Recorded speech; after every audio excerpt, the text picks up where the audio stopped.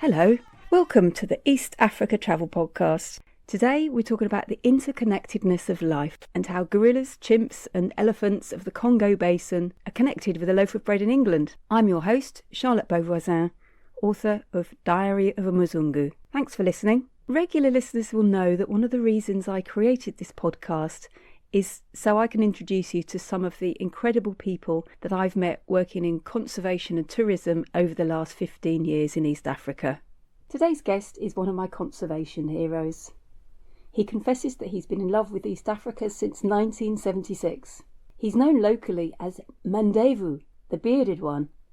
Briton Ian Redmond OBE is a tropical field biologist and conservationist, best known for his work with great apes and elephants. His story about how he first got to East Africa is interesting as everything else he's done since. One of the things I really admire about Ian Redmond is the way that he seized, or dare I say created, the opportunity to travel to East Africa, even travelling by freight ship and cargo plane. In 1978 he introduced Sir David Attenborough to the gorillas for the BBC's Life on Earth series. And when we think about gorillas, and I know for a British person, that's perhaps the most vivid encounter we've ever seen, Sir David in the mountains with the gorillas. Since then, Ian's advised on the making of more than 100 documentaries for the BBC, National Geographic and the Discovery Channel, amongst others. In 2006, Ian was appointed an Order of the British Empire, OBE, in the Queen's birthday honours. Ian is involved with a long list of organisations, and I'm going to put information about all of those in the show notes. I first met Ian in Kampala when he was there with the gorilla organisation. I was introduced to him through Gillian. I've also met Ian at Kwitizina, the gorilla naming ceremony in Rwanda, which celebrates its 20th edition this year. I had so much that I wanted to talk to Ian about, and so this interview is a two-part series. In today's episode, we talk about his role in the mountain gorilla story, his unusual approach to securing a job with Diane Fossey, what she might think of gorilla conservation now, and the turning points in his life. The killing of Digit, the young silverback gorilla, and the killing of Charles, the elephant. Ian also talks about the role of gorillas, chimps and elephants in managing our forests and how that's linked with the bread that we eat in a small town in England. I hope you enjoy this week's episode. Ian Redmond OBE, thank you very much for agreeing to be part of the East Africa Travel Podcast. I know that you've got so much that my audience would like to hear about, and I know that by connecting with you that they can hear about some really amazing conservation initiatives across East Africa, across the world. Thank you for inviting me. Here we are in Stroud in Gloucestershire talking about East Africa. I've been in love with East Africa since 1976 when I first arrived there.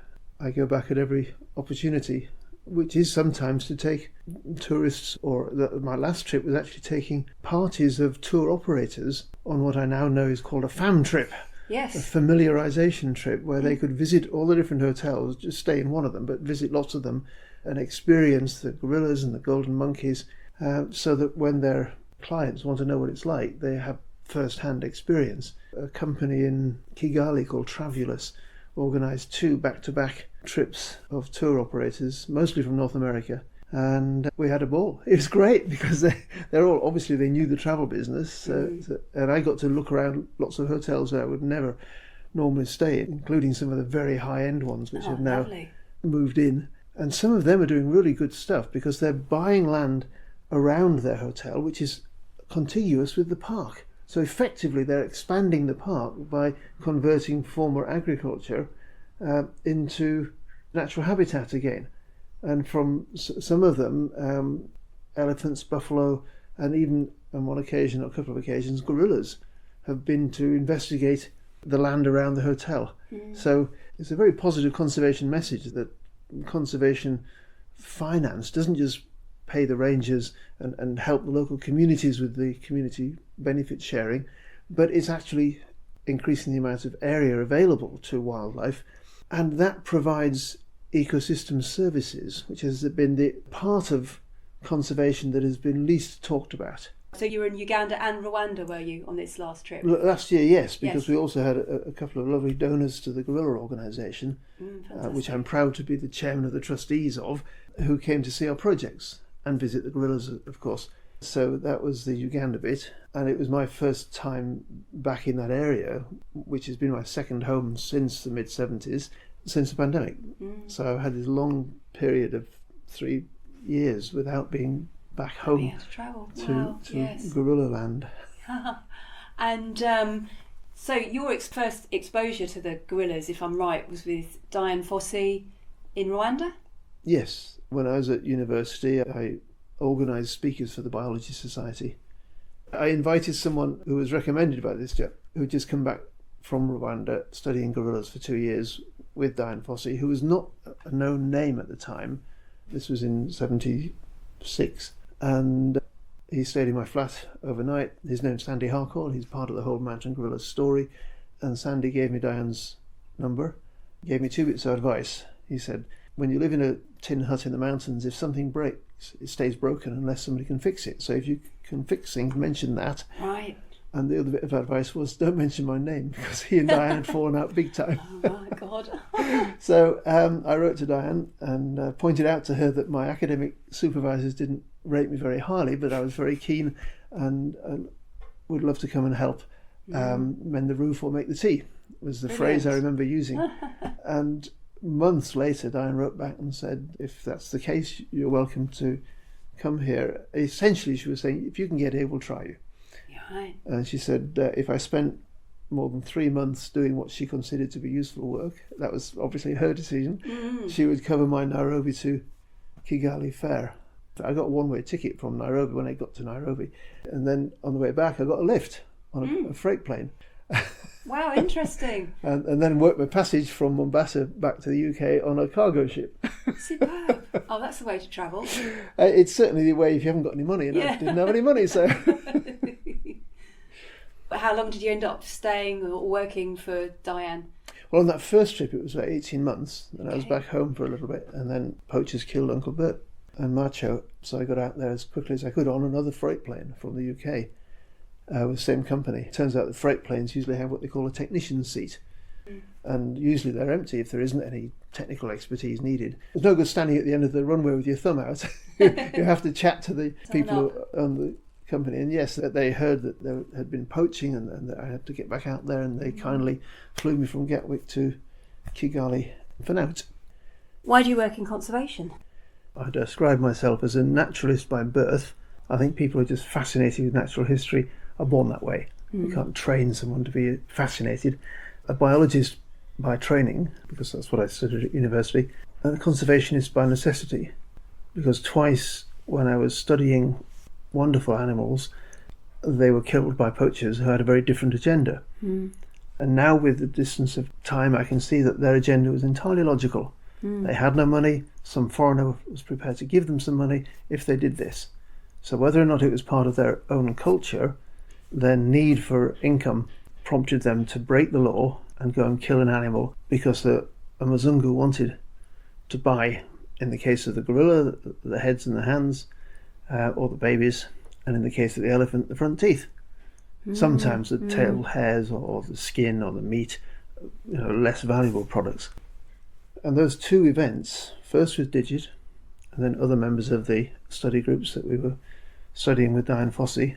10 years later, when I was studying underground elephants that go deep into caves to mine the mineral-rich walls of the cave, one of my study animals there was killed, and I found his body with his face sliced off in a single plane, which suggested it had been a chainsaw.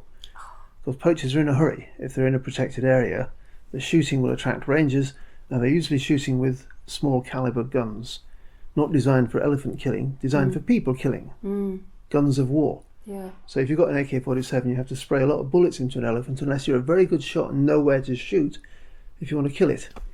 And so the herd flees in panic. Individuals, depending on the number of bullets in them, will stumble and fall and die slowly, or be caught up with and more bullets pumped in, and then the dismembering, with elephants just usually the front of the face. It takes time to get a tusk. If the total length of an elephant's tusk, about a third of it is the root.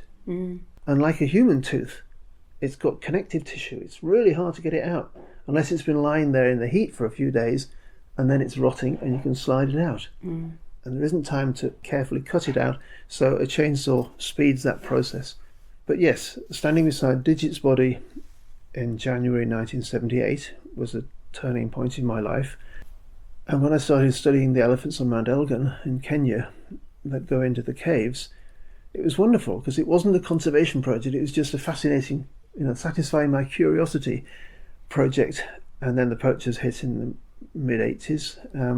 And in 1987, 10 years after the death of Digit in December 1977, I'm standing beside the body of another animal who had begun to trust me, not to the extent that Digit was. Digit was a friend. He would choose to come and hang out with me. And I lost a friend there. With Charles, this elephant, he had tolerated me. Hadn't got to the point where we actually had a positive relationship, but he had got used to the idea of a tame human who would rumble at him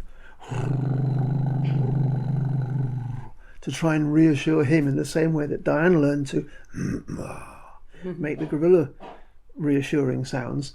And I took photographs of him in the cave, in the dark, mining. And if you see pictures of elephants actually mining in colour, those are my shots of Charles. And after 3-4 shots, he turned around and stuck his ears out, which is a sort of instinctive response. Totally dark in the cave, so a visual display is not the best idea. But I took a picture of that, and that the ears stuck out. I thought, I've got to call him Charles. With all due respect to our current king. and then a year later, standing beside Charles's body, no, actually it was a few years later. I can't be certain it was Charles, but it was the right size, right place. And it doesn't matter if it was the individual I knew or another one. He was a young male, not yet reproductive. That's the end of his genetic line. And from an ecological point of view, if he was killed at 15 and he might live to 65, that's 50 years of work in the forest. 52 weeks a year, that's 52 tons of manure that elephant would have been adding to the forest, enriching the soils. So every time you see a dead elephant, it's a tragedy for the family of that elephant. It's a lost opportunity for that individual. It's a loss of the genetic material and whatever cultural information he might carry. If it's an old individual, that's a store of knowledge for that population of elephants. But it's a loss to the habitat. And it impoverishes the ecosystem to lose such an important individual animal, to the point that if you put a value on the difference an elephant makes to a habitat, it works out at about $2 million per elephant over the course of 60 odd years. And if that was translated into funding for local communities to protect their elephants, think how those communities would flourish. So that's what drove me into conservation. And in recent years, in meeting Ralph Sharmy, the economist at the IMF, and Walid Al-Sakaf, who's a blockchain specialist who thinks that the blockchain might deliver that money to the communities without possibility of corruption, and Rob Gardner, who's the fourth co-founder of Rebalance Earth, who is a finance specialist. He spent a career in the pensions industry handling billions and knows how these things work. So between the four of us, we've got the conservation skills, the economic skills, the blockchain skills, and the financial management and regulation skills. Our goal is to change the global economy. And that's from a bloke who just likes to hang out with gorillas and elephants. Who'd have thought it? And increasingly, I hope that corporations and people who benefit from the services that ecosystems provide, the rain, the air, the carbon sequestration and storage, will pay for those services. And that's our goal with Rebalance Earth, to internalise the cost of conservation and the investment in nature, so that nature pays dividends, which it will, of course, because when nature is allowed to flourish, you have natural abundance. With care and attention, those numbers can recover. But if you've still only got 5% of what there once was, and elephants, we know that we've lost something like 95%. Other species, the average is like 2/3. We lost 2/3 of the individual animals over the past 50 years. That's my working life. So as a conservationist, I've failed abysmally. I and all the other conservationists who have spent the last few decades trying to prevent this, I suspect if we hadn't been trying, we'd have lost them a lot faster. The UN designated this as the decade of ecosystem restoration. And more people are talking about rewilding and restoring ecosystems and the value of an elephant beyond the tourism value, for example. Yes, and as we're all aware, in recent years, tourism has halted because of the genocide, civil war. A terrorist attack in Africa will deter some people from coming to the continent, even though Africa is, whatever it is, 54, I think. 53, 54 countries, thousands of miles apart, and the fact that a bomb goes off in Nairobi shouldn't deter you from going to some other part of, or if it's in West Africa, but people just think, Africa, oh, it's dangerous, I don't want to go there. So any conservation work, from paying government rangers to patrol national parks, to engaging local communities to not destroy the habitat, the biodiversity, the species concerned, if that's dependent on tourism income, it is in jeopardy if tourists stop to come. So the pandemic stopped tourism, civil wars stopped tourism, and yet the animals are still going about their business in the forest, eating and pooing, nutrient recycling, which encourages the big trees to sequester and store carbon and put water vapour into the atmosphere and regulate the runoff when it rains in the forest so it doesn't rush down and flood the villages downstream. It soaks into the forest, and then when it stops raining for a while, the forest continues to let the water out like a giant sponge so the communities living around it have year-round water. All that is at risk if you lose that habitat. So the fact that some bits of habitat are being restored means you've got a bigger sponge. The projections for what the world would be like if average global temperatures continue to rise is that sub-Saharan Africa and the Amazon and the Southeast Asian rainforested islands will become arid. So no rainforest, no rain, and no rainforest animals, and that whole ecosystem, that isn't just a tragedy for them. Those ecosystems send water vapour rivers in the sky around the world that water the crops here in Stroud. So if we destroy those forests, either through ignorance or through just desperation, people cutting down trees because they haven't got an option, then that's going to impact on everyone on the planet. So if everyone on the planet, when they bought something, a little bit of the purchase price was to pay for the ecosystem services that resulted in that product. You know, you buy a computer or a loaf of bread, and you know that the company that made that product has calculated the price to cover the employees, the plumber who fixes the loos when they go wrong, the accountant that does the books. All those things are in that price. Those services are considered to be part of the economy. But nature, economists used to tell you, is an externality, not part of our clever economic system. And so we don't pay for nature, but we need to, because nature is being depleted almost everywhere on the planet.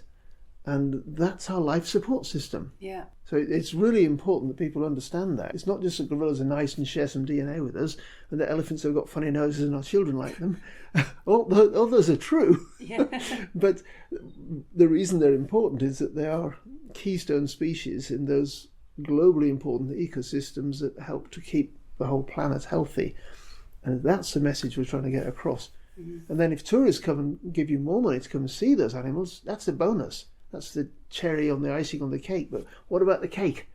Yes. So I want to value the cake, and then the tourism is just an extra on top. And it turns out that if you were to pay for the amount of carbon to be sequestered by a machine, which is what people are now designing, as if we haven't got beautifully evolved natural machinery in the form of forests and animals, if you were to pay for that, the amount that can be attributed to an individual forest elephant was calculated by Ralph Sharmy, who at the time was the assistant director of the International Monetary Fund, so someone people listen to. Each elephant's work, not the elephant himself or herself, but the work that they do in the forest by eating and pruning and pooing, was equivalent to about $1.75 million. And that over its lifetime? Over its lifetime, yeah. So about $30,000 a year, $80 a day, if we were paying for that service. Right. Now, okay. I think people who complain about elephants eating their crops, or even killing people, would be much more tolerant of that and have the money to put up a fence if they were paid to keep that elephant alive and doing the job in the forest. And that's the premise of Rebound's Earth. It's all kind of joined up. And whilst we don't want too much rain in a single time, we do want rain to fall on our crops. And what most people don't realise is that the loaf of bread that was made from wheat that's grown in Gloucestershire is watered by weather systems that you can track back to the Congo Basin. That's incredible. And that if you look at the role of gorillas and chimpanzees and elephants in those forests, which is to eat fruit and poo seeds in a package of fertiliser, 365 days a year, they're fertilising the land and spreading the seeds of the next generation of trees that will put water vapour into the atmosphere to travel around and water the crops in Gloucestershire.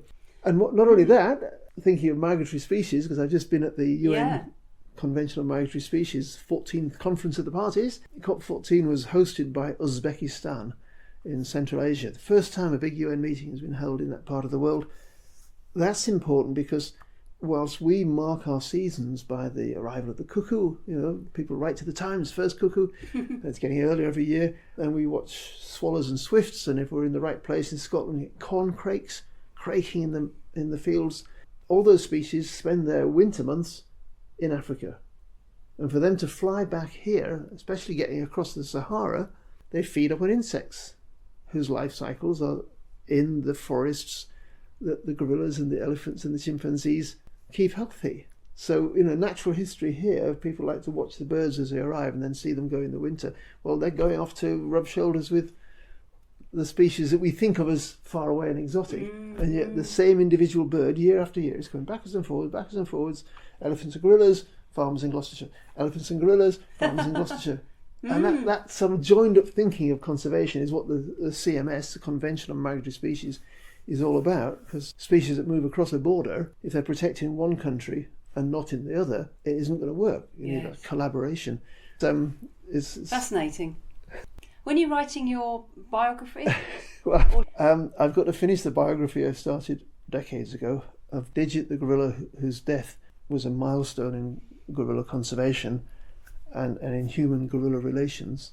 And it's a 3-part book, and I've written part 1 and part 2, but the part 3, which is the consequences of Digit's death, are still happening. Yes. But I should have finished it 20 years ago. Indeed, I should have finished it before that, but every time there's a new development... But the book hasn't an end. No, and I need someone to hobble my feet to stop me going somewhere to finish it. Those who have been waiting for a long time for the biography of Digit, I do apologise. It will come. I'm determined to get it out. I'd love to read it.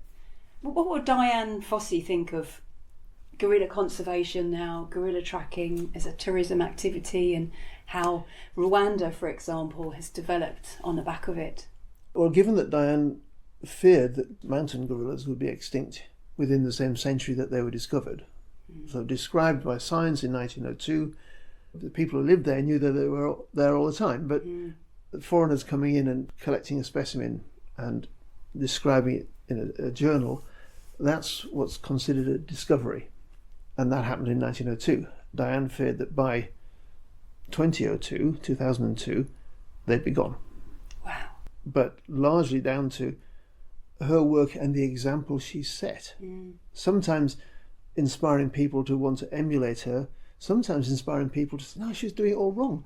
We want to do it this way, and this is better. And a combination of all those measures have led to where we are today. So I think basically she'd be thrilled that there are more gorillas every year than there were the year before in the Virungas and in Bwindi. It's not the case across the whole of 10 countries that have gorillas.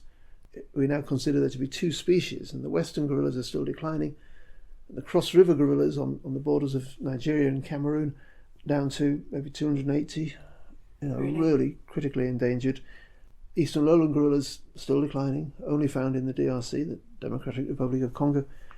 But the mountain gorilla populations have had such a lot of attention, and with the revenues from tourism and philanthropy, the charities like the Gorilla Organisation, the Diane Fossey Gorilla Fund, the Gorilla Doctors have all played a part in securing their recovery. It's a fragile, partial recovery. They're into 4 figures. Yes. I mean, they were down to probably at the lowest point something like 350. You always hear the 250 figure, which was the Virunga population, but at that time we hadn't counted Bwindi. Ah, right, okay. And there were probably at least 100, 150 there. So if there are 250 in the Virungas and, let's say, for the sake of argument, 150 in Bwindi, then, that's 400. Okay. But now there's over 1,100, about 1,100. Yeah. And going up every year. So they're recovering areas which were depleted in gorillas before. And that's really important because that's putting the gorilla back into the ecosystem. It's not just there's a forest and gorillas might or might not be there. Gorillas are part of that forest. And when they build a nest in a tree, or a chimpanzee builds a nest in a tree, it's like folding an umbrella. So there's a tight ball of vegetation, and all around it there's a light gap. And what do apes do when they wake up in the morning? They poo. And the seeds in the poo drop into that space. And when the sun shines, that bit of canopy has been folded into a nest. So it's ideal. You've got seeds in a packet of fertilizer under a light gap. And that's how the forest works, and that provides the ecosystem services for the surrounding agriculture and the communities that depend on the water from the forest, obviously the fresh air, because photosynthesis takes in CO2, releases the oxygen, stores the carbon, and that stabilizes the climate. So we're getting lots of services that we're not paying for.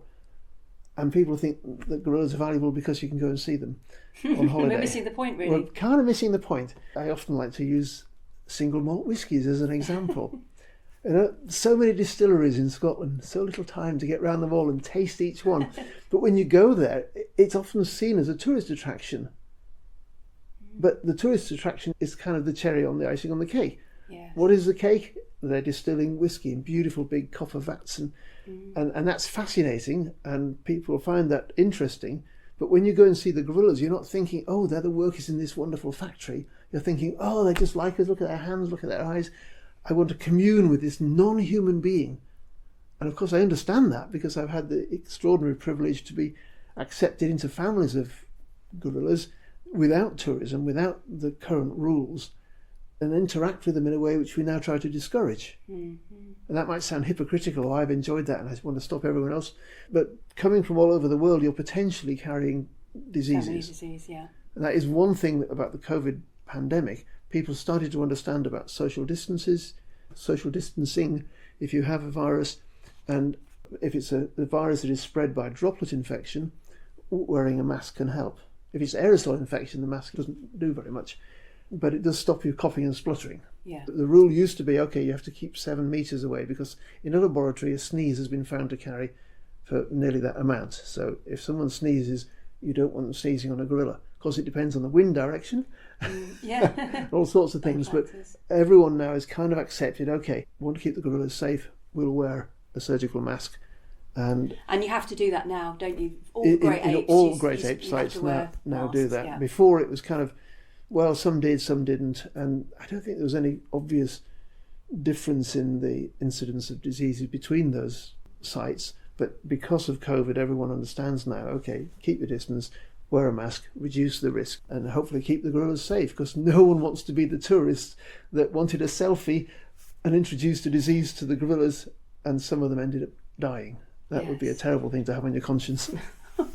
Okay, well, thank you for that, Ian. I love hearing you talk, Ian. You've taught me so much over the years. Rebalance Earth, I think, is really exciting, but I've got lots of other things I want to talk to you about. One of the things I really enjoy about these conversations with these interesting people is that as I'm editing the content, I get to listen again and again, and I get a deeper and deeper understanding of what drives people and what inspires people. It's such an honour to be doing this series of podcasts. Hope you've enjoyed my first conversation with Ian Redmond. Listen in next week, episode 16, when we will resume our conversation. A few of the things we'll be talking about next week are travel advisories and the safety of travelling to East Africa. Is there any other conservation model around the world that is as effective as gorilla tracking? Western lowland gorillas and bonobos. What's the difference? There's a phenomenon called primatologist's neck. What is it that Ian is referring to there? Which great ape is your favourite? Well, you've been listening to the East Africa Travel Podcast, hosted by me, Charlotte Beauvoisin, author of Diary of a Mzungu. Thanks for listening. Well, I hope you've enjoyed this episode. It's such an honour to get a chance to speak to Ian. He has so much to share and he's such a superb communicator. I feel quite empowered listening to him, feeling motivated and encouraged to try and fix nature and to inspire that passion in others. I've had a huge amount of fun talking to Ian, reading more about his work, researching a lot of the organisations that he works with. So please check out the show notes on Diary of a Mzungu. There's a long list of links all about Ian and his work. If you've enjoyed this episode, please share it with your friends or give us a review on Apple or Spotify or write a comment on Diary of a Mzungu. See you next week.